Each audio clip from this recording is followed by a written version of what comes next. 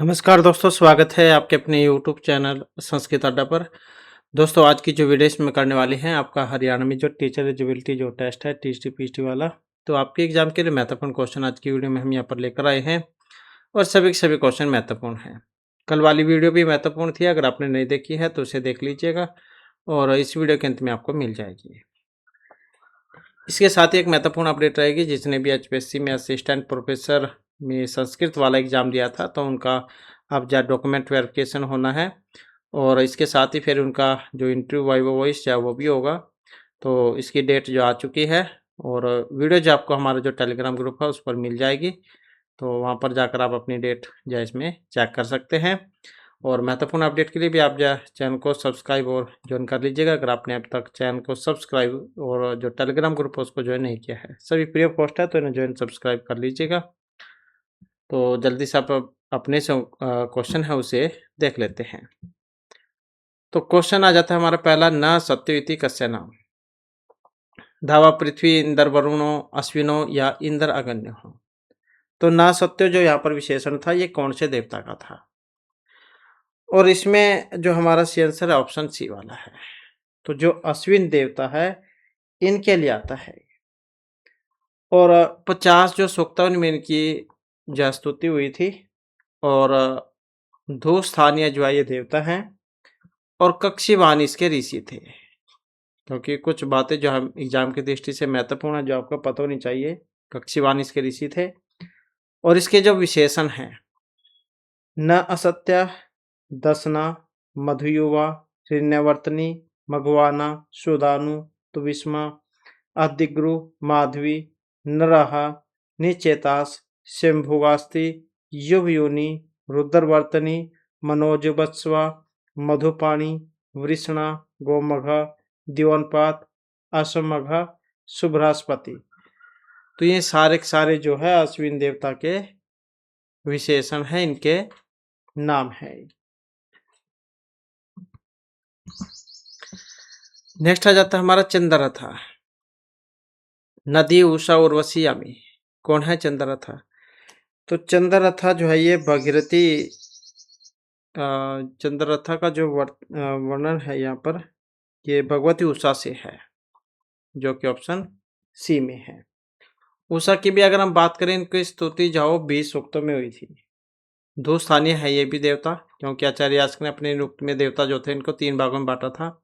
पृथ्वी, अंतरिक्ष, दो स्थानीय देवता, प्रत्येक में 11-11 देवता थे। तो इस प्रकार से 33 देवता थे, जिन्हें आप 33 कोटि देवता कहते हैं।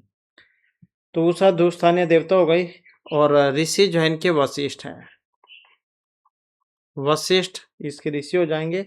इनके भी अगर हम विशेषणों की बात करें तो उरुशंस सॉरी इसके अगर हम ये जो है विशेषण देखें तो मघोनी, मघोनी, प्रचेता, विश्ववारा, सुभगा, रेवती, मघवती, पुराणयुवती, अमर्त्या, विषव ऊर्ध्वा, मधुदा, ऋतावरी, ओदती, सुमनावरी, असवती, गोमती, पुराणी, सुनरी, भास्वती, युवती, अमृत्य केतु, दिवहा, दुहिता, सुजाता, ऋतपा, हिरण्यवर्णा।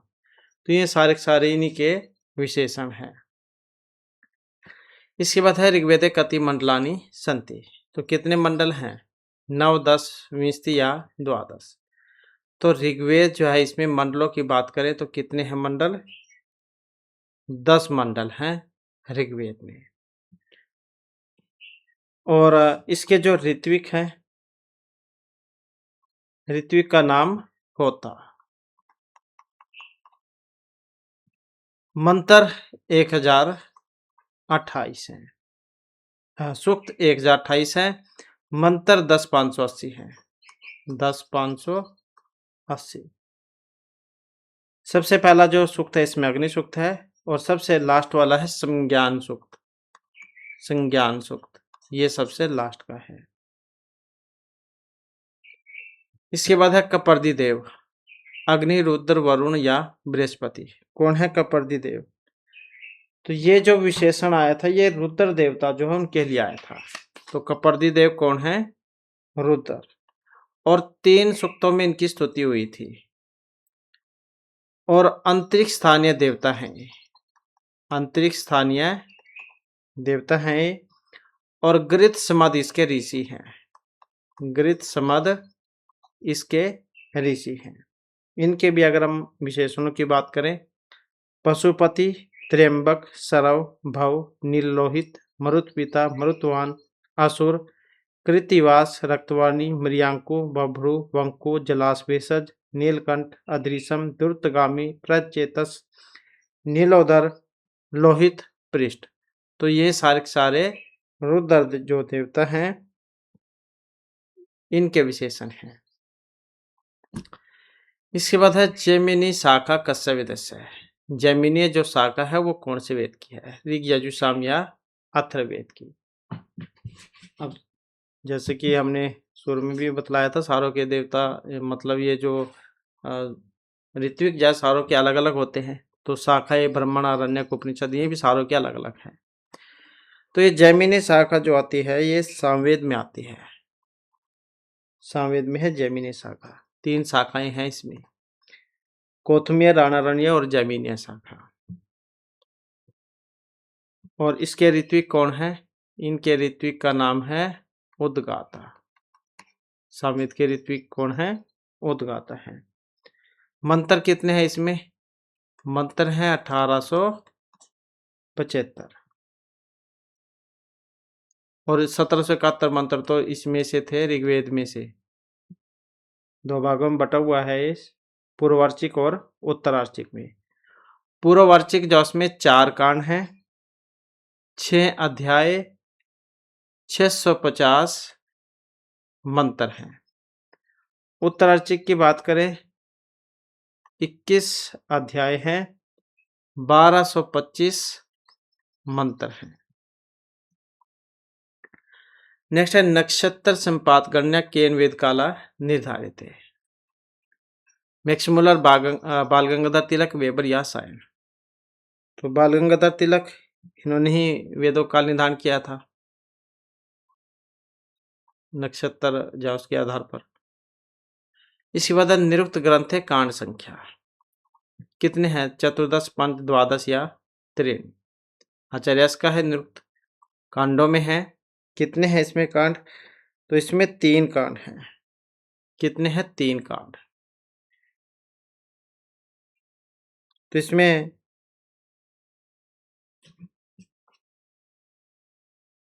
तीनों के तीनों जो कांड है ये महत्वपूर्ण है। और कौन कौन से हैं? निघंटु, नैगम और दैवत कांड, 3 कांड है।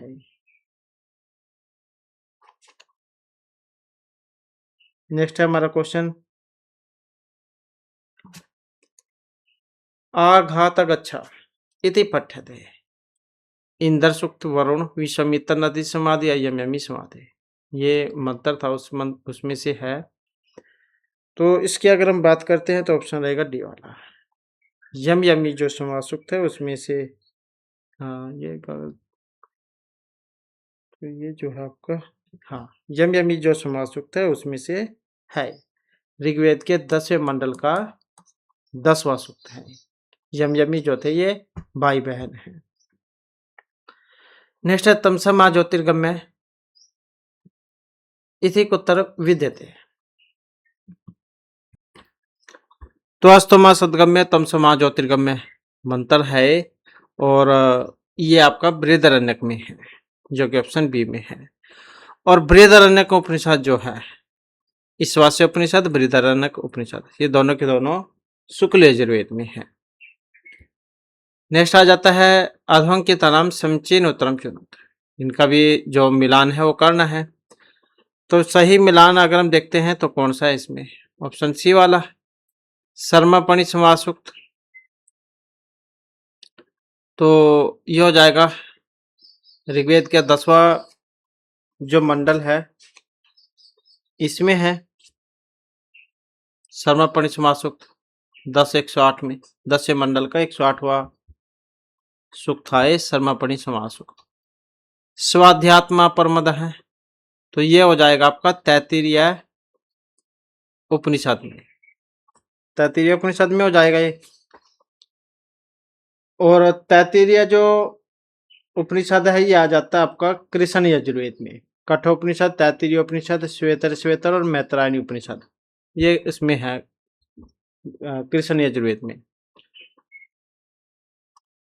वेद के 6 अंग जो थे शिक्षा, कल्प, व्याकरण, युक्त, ज्योतिष।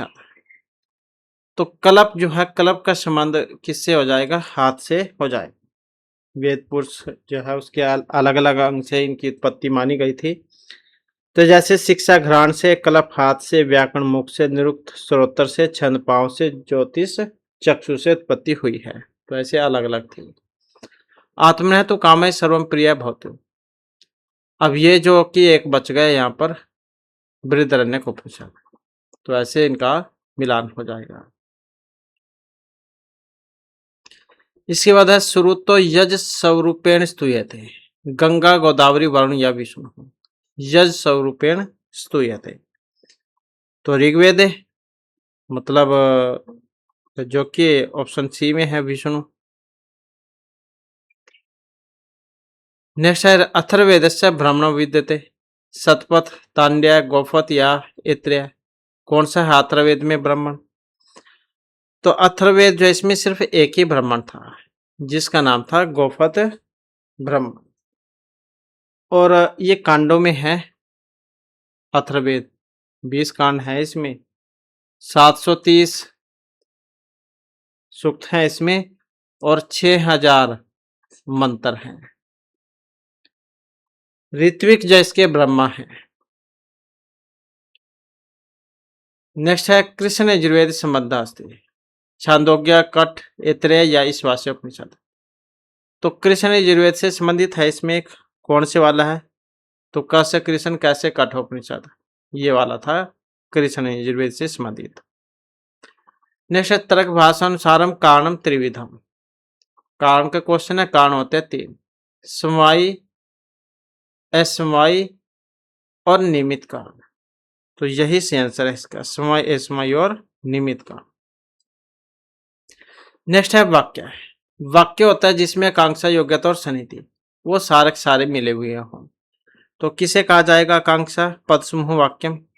यही आकांक्षा, योग्यता, सनिधि जो हो, तीनों के तीनों हो तो वही है वाक्य। वाक्य का क्वेश्चन है कि दृश्य तर्क भाषा सम्मत पूर्वक है।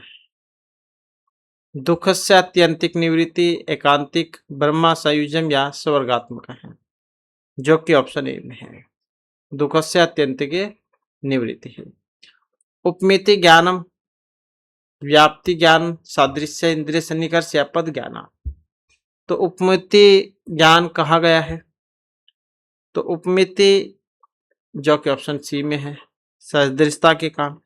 तो उपमान परमाणात सदृश्य ज्ञानात उपमिति ज्ञानम समझाए थे, यथा गौ तथा गवैया है। उपमान प्रमाण में आता क्वेश्चन ये है, जैसी गाय वैसी ही नीलगाय। तर्क भाषानुसारम के मस्तिष्क नवम द्रव्यम। तर्क भाषा जो है उसके अनुसार, तो इनके अनुसार जो है ऑप्शन रहेगा डी वाला, आत्मा। नेक्स्ट है तर्क भाषायाम कति प्रमाणानि, 2, 3, 4 शब्द। तो जो कि ऑप्शन सी में है, अर्थात 4, प्रत्यक्ष अनुमान शब्द, उपमान प्रमाण।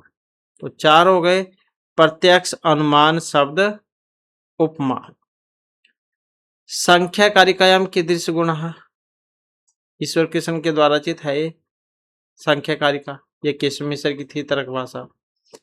तो संख्या कारिका जो इसके अनुसार गुण है, तो जो कि ऑप्शन बी में है, प्रकाश प्रवृत्ति नियमार्थ है।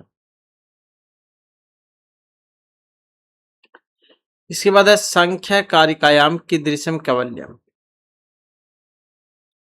जो कि ऑप्शन 1 में है, अत्यंतिक दुख निवृत्ति ही।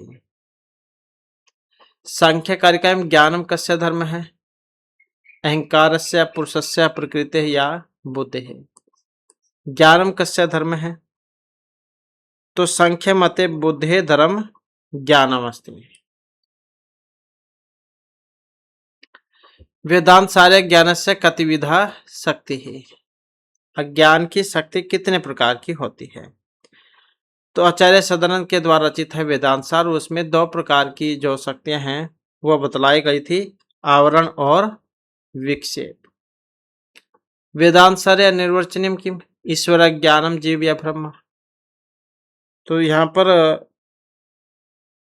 अज्ञानम अनिर्वचनीयम अस्ति, अज्ञान। वेदांत सारे लिंग सदस्य कति अव्यवः त्रयोदश सप्तदश पंचदश या एकोनविंशति।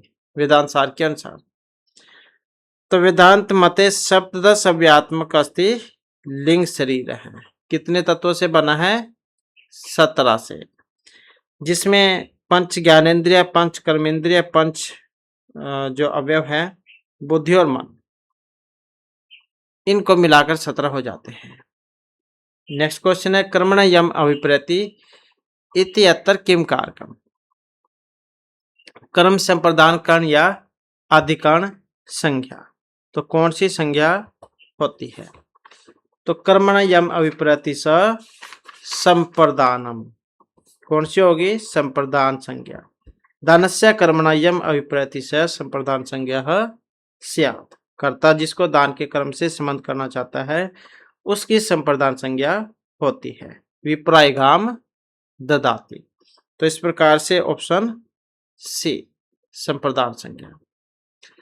नेक्स्ट है निर्मक्षिकम अस्य पदस्य लौकिक विग्रह भवति। निर्मक्षिकम में कौन सा समास है या फिर किस कारण से समास है? निर्मक्षिकम मक्षिकाणाम अभाव है, तो कौन सा समास होगा यहाँ पर? अव्यभाव समास। और किस अर्थ में है? अभाव अर्थ में। मक्षिका आम निर्सो, तो कौन सा हो जाएगा यहाँ पर इसका? जो कि ऑप्शन डी में है, मक्षिका आम निर्सो अव्यभाव समास अभाव अर्थ में। इसका ये यहाँ पर अलौकिक विग्रह है, क्योंकि लौकिक जो इसका बनेगा मक्षिका नाम अभाव है। वेरी वेरी इंपॉर्टेंट है, बहुत बार आता भी है एग्जाम में ये। मक्षिका नाम अभाव है। इसके बाद है पाणिनि मते मुनि शब्द से का संज्ञा भवति। नदी टी घी या पृक संज्ञा। मुनि क्या है? हर्षव इकारांत है, तो इसकी कौन सी संज्ञा होगी? तो इसकी अगर हम संज्ञा की बात करते हैं तो हर्षव ई है, तो हर्षव ई जो होता है उसमें शेषो घ्या सखी सूत्र लगता है, उसकी घी संज्ञा होती है। तो हर्षव ई हर्षव उ इनकी करेगा। सखी शब्द को छोड़कर नदी संज्ञक से भिन्न हर्षव ई हर्षव उ की घी संज्ञा होगी। और ये जो नदी संज्ञा युस्तराख्यो नदी एक सूत्र आता है, इसके द्वारा नदी संज्ञा होती है। ये इसके उल्टा है, ये दीर्घ ई दीर्घ उ ये उनकी करता है। तो दीर्घ ई दीर्घ उ नित्य स्त्रीलिंग शब्दों की नदी संज्ञा होगी। शब्द के पूर्व प्रथम अवस्था का लिंग ग्रहण किया जाता है, अर्थात जो शब्द पहले नित्य स्त्रीलिंग है उपसर्जन होने से अन्य लिंग हो जाने पर भी वह नदी संज्ञक होंगे। गौरी, नदी, वधु ऐसे बहुत सारे शब्द रूप हैं। और अप्रिक्त काल प्रत्यय के द्वारा अप्रिक्त संज्ञा होती है और अचो इत्यादि टी के द्वारा टी संज्ञा होती है। इसके बाद समास शास्त्र प्रथमा निर्दिष्टम किम भवति।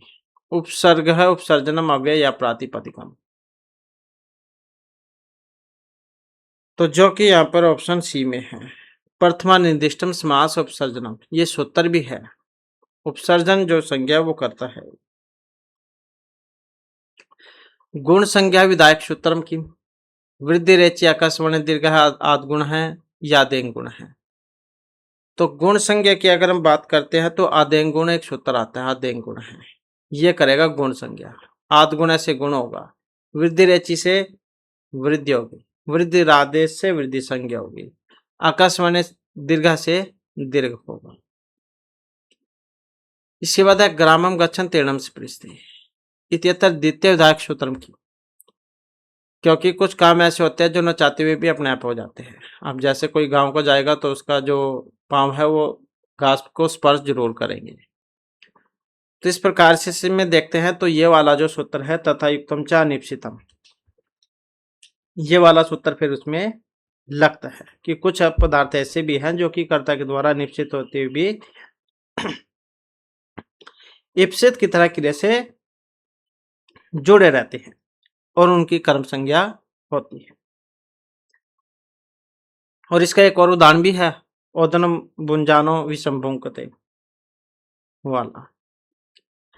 नेक्स्ट है द्वि यमनम इत्यत्र समास है, द्विगु अव्यभाव द्वंद्व या तत्पुरुष। अब ये क्या है, ये नदी है यमुना। यमुना नदी से आप इसको याद रखिएगा, जो नदी जो होती है नदीवाचक, नदी भी सूत्र उसमें लगता है और अव्यभाव समास करता है। तो ये अव्यभाव जो समास है इसका उदाहरण है। और इसका लौकिक विग्रह कौन सा बनेगा, द्वयोः यमुनयोः समाहारः, द्विओस यमुनाओस, अव्यभाव समास। नेक्स्ट आ जाता है यहाँ पर मिलान करना। तो इनका जब हम मिलान करेंगे तो कौन से वाला बनेगा, हलो अनंतरा संयोग है, संयोग संज्ञा करेगा। तत्तर विशेष संज्ञा विनिर्मुक्त है, केवल समास है। प्रायण अन्य पदार्थ प्रदान बहुब्रीहि समास है। जटाभी ताप से है, इत्थम भूत लक्षण जो सूत्र है ये इसका उदाहरण है। तो ऐसे इनका मिलान होगा। मिलान करने में आप देख लीजिएगा इसका कौन से वाला ठीक रहेगा। इसके बाद है भूत बलि इत्यत्र समास है, केन सूत्रेण विधीयते। तो इसमें अगर हम देखें कर्तृकरणे कृता बहुलम, चतुर्थी तदार्थ बलिहित सुख रक्षिताई, पंचमी भयनी, सप्तमी सुंडई। भूत बलि, तो भूत बलि की बात करें तो इसमें चतुर्थी तदार्थ बलिहित सुख रक्षिताई, ये वाला जो सूत्र इसमें लगेगा। बलि हित सुख और रक्षित, इनके कारण चतुर्थी विभक्ति भूत बलि ही। और इसकी भी अगर हम बात करते हैं, क्योंकि एग्जाम की दृष्टि से महत्वपूर्ण है ये। भूताय बलि, ये इसका लौकिक विग्रह हो जाएगा।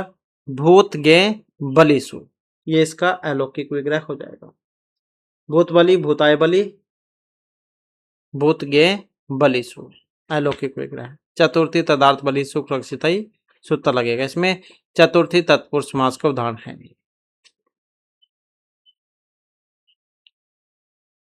नेक्स्ट हमारा क्वेश्चन,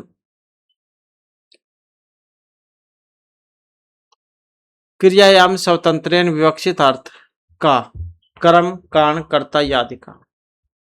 वेरी वेरी इंपॉर्टेंट है और आपको एग्जाम में देखने को मिल सकता है। तो इसकी अगर हम बात करते हैं तो यहाँ पर हमारा जो आंसर ऑप्शन सी वाला है, क्रियाम स्वतंत्रेण कर्ता संज्ञा से। तो क्रियाम स्वतंत्रेण विवक्षित अर्थ है कर्ता है। स्वतंत्र कर्ता सूत्र है जो कि कर्ता संज्ञा करेगा। इसमें मतलब प्रथमा विभक्ति जो उसमें आता है। इसके बाद है भाषा विज्ञाने बलघातस्य भेदा सन्ति, चत्वारः 10 सप्तया द्वादश, बलघातस्य भेदा है। तो जो कि ऑप्शन ए में है, मतलब चत्वार 4 हैं। अर्थबोधस्य कति प्रमुख साधनानि, सप्त नव त्रयोदश एकादश। अर्थबोध के कितने प्रमुख साधन हैं, तो अर्थबोधस्य 9 प्रमुख साधनानि सन्ति। नेक्स्ट है अतादृशी गुणभूत व्यंग्य का उत्तम मध्यम उत्तम या अधम, तो कौन सा है इसका, जो कि यहां पर ऑप्शन सी में है। अतादृशी गुणभूत व्यंग्य काव्यम तो मध्यम काव्यम। आचार्य जो मम्मट है उन्होंने काव्य के 3 भेद बतलाए थे, उत्तम, मध्यम और अधम। तो इस प्रकार से जो है यहाँ पर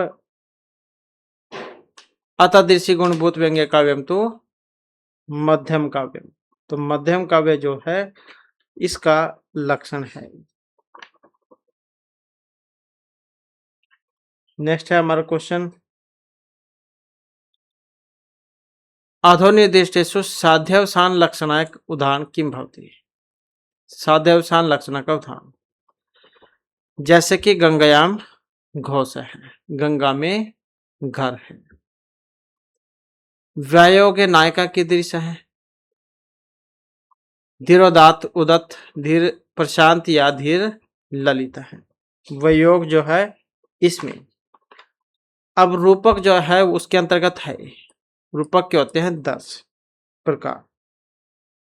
रूपक के 10 भेद है, नाटक, प्रकरण, भाण, वयोग, समकार, डिम, यमृग, अंकविधि और प्रहसन, ये वाले।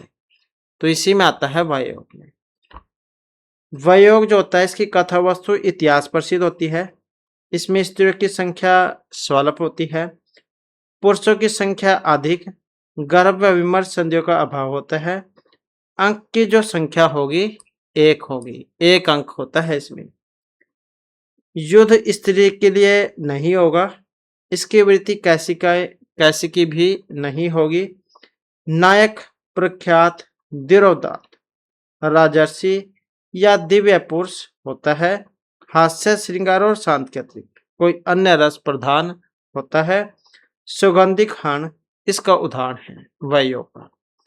तो इस प्रकार से जो है इसका कौन सा उदाहरण है, ये वाला धीरोदत्त प्रवृत्ति के जो है इसमें नायक होते हैं। नेक्स्ट है मृच्छकटिकम कस्य रूपकस्य उदाहरण। नाटक, डिम्ब, प्रकरण या वीथी का। मृच्छकटिकम मिर्ची सुदर्क की रचना है और रूपक का दूसरा भेद है प्रकरण 10 अंकों में है। तो इस प्रकार से क्या हो जाएगा यहाँ पर, ये ऑप्शन रूपक का दूसरा भेद प्रकरण।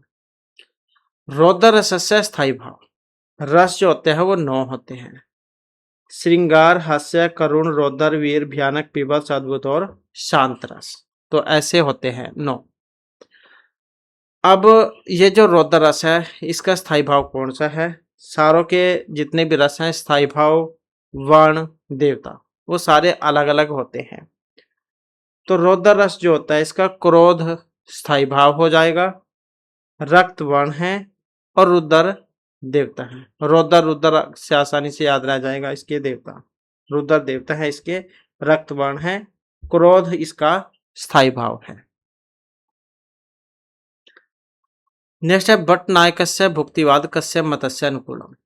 मीमांसा, संख्या, न्याय या फिर वेदांत। तो भट्ट नायक का भुक्तिवाद किस मत के अनुकूल है, तो जो कि ऑप्शन बी में है अर्थात संख्या के अनुकूल। मल्लिनाथेन काव्यस्य अष्टम सर्ग पर्यंतम में व्याख्यानम रचितम। रघुवंश कुमार संभव किरातोजी ने नैषध का। तो कौन सा काव्य था जिसके 8वें सर्ग तक इन्होंने व्याख्यान किया है, तो ये जो कि ऑप्शन सी में है अर्थात कुमार संभव। नेक्स्ट है लक्ष्मी चांचल्यम अस्मिन उपवर्णितम। लक्ष्मी की जो चंचलता का वर्णन हुआ था शकुंतला, हर्षचरित, कादम्बरी या रघुवंश महाकाव्य में। तो महर्षि बाणभट्ट के द्वारा जो रचित है कादम्बरी, सुखनाश उपदेश आता है उसमें प्रकरण, तो इसमें लक्ष्मी की चंचलता दिखलाई गई थी। नेक्स्ट है वीर रस प्रधान नाटकम इदम। अब वीर रस वाला जो है इसमें वो कौन सा है, सपनवास दत्तम, मालती माधव, वेणु संहार या नागानाथ। तो जहां पर युद्ध का वर्णन होता है उसमें होता है वीर रस, तो जो कि ऑप्शन बी में है अर्थात वेणु संहार में। भट्ट नारायण जो है उनके द्वारा रचित है वेणु संहार नाटक। ये इसमें जो द्रौपदी जो थी इनकी जो चोटी जो थी इसका संहार करना, इसी के ऊपर नाटक था ये।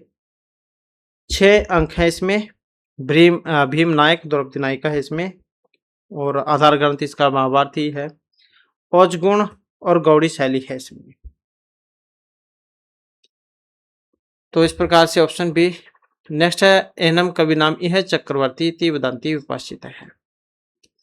महर्षि कालिदास, वाल्मीकि, श्रीहर्षि, महर्षि बाणभट्ट, किनके बारे में आई थी ये वाली उक्ति, तो इसका मतलब था महर्षि बाणभट्ट से।